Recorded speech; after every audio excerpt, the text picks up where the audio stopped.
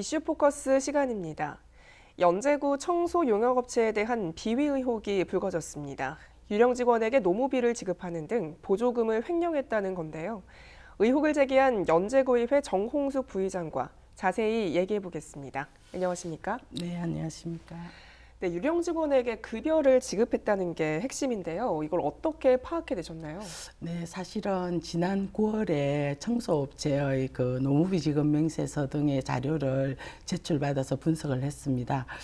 그런데 그 노무비 지급 명세서에 적힌 미화원들이 실제로 근무를 하는 미화원인지는 제가 확인을 할 수가 없었습니다. 네. 그래서 그 현장에서 실제로 일을 하시는 미화원들에게 노무비 지급 명세서를 보여주면서 이분들이 실제로 현장에서 일을 하시는 분인지를 확인을 해달라고 요구를 했습니다. 그랬더니 네. 실제로 일을 하지 않는 업체의 다른 업무를 보는 사람, 그다음에 이미 퇴직한 미화원, 그다음에 이름도 들어보지도 못한 미화원 등 7명이 발견이 됐습니다. 네.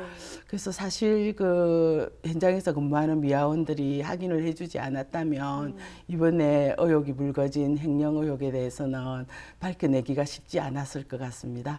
네. 그 사실 2019년도에도 그 다른 업체의 횡령 의혹이 밝혀져서 그 다른 업체 대표가 현재 재판을 진행 중이기도 합니다. 그렇군요. 네. 이와 관련해서 구청 조사가 진행 중인데요. 네. 업체 측은 어떤 입장을 내놓고 있습니까? 네, 업체 측은 사실무근이라는 입장인 것으로 알고 있습니다. 구청에서도 지금 현재 그 조사는 진행하고 있을 걸로 보이고요. 그러나 사실 그 노무비 지급 명세서에 등재된 유령 의혹 미화원들을 사실 확인만 해도 사실 여부는 밝혀질 것 같고요. 그 퇴직한 미화원들에게 지급된 노무비는 퇴직 일자만 확인해도 사실이 밝혀질 것 같습니다. 그렇죠. 그리고 동료 미화원들이 이름도 들어보지 못했거나 다른 업무를 하는 미화원들은 그 실제로 환경미화에 종사하시는 미화원들의 얘기를 진술을 듣기만 해도 사실 파악이 될 것으로 보이고요. 그 사실 이번과 같은 업체의 횡령 의혹 등 불법 행위가 발생하면 가장 피해를 보는 것은 그 우리 연제구의 구전 일을 도맡아 하고 있는 환경미화원들입니다. 임금은 줄어들고 노동의 강도는 더 높아지기 때문입니다. 그렇죠. 네. 그런데 이 청소업체의 비위 의혹 자체가 잊을만 하면 나오는 이슈인데요. 근본적인 이유가 뭘까요? 네, 사실 1995년 연제구가 개청한 이래 28년 동안 두 업체가 독점으로 그 대행을 하고 있습니다.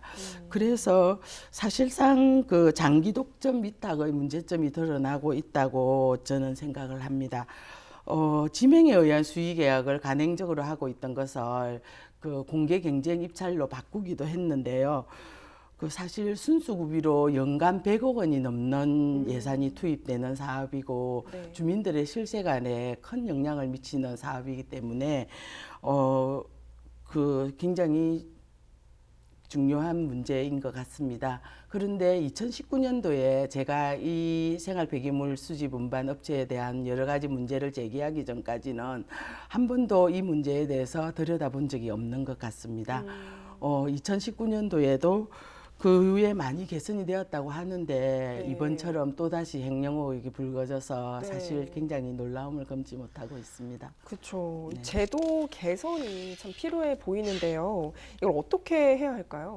그 사실상 독점으로 대응하고 있는 사업의 진입 장벽을 낮출 필요가 있습니다. 더불어 적극적으로 공개 경쟁 입찰을 통해서 업체 간의 선한 경쟁이 이루어질 수 있도록 해야 하고요. 두 번째는 연제구청의 관리 감독이 더 강화되어야 합니다. 그 대형업체를 평가할 때도 불시에 방문을 해서 평가하는 것이 아니라 사전에 통보 후에 평가를 하기 위해서 현장에 나가는 관행도 바뀌어져야 한다고 생각을 합니다. 더불어 비위가 적발되면 실질적으로 업체에 불이익이 돌아갈 수 있도록 일벌백계 하는 것도 중요하다고 생각합니다. 마지막으로는 장기적으로 생활 폐기물 수집 운반 대행 사업을 구청 직영으로 전환하는 것에 대한 시민들의 토론과 연구 용역이 반드시 필요하다고 생각합니다. 네, 알겠습니다. 오늘 말씀 여기까지 듣겠습니다.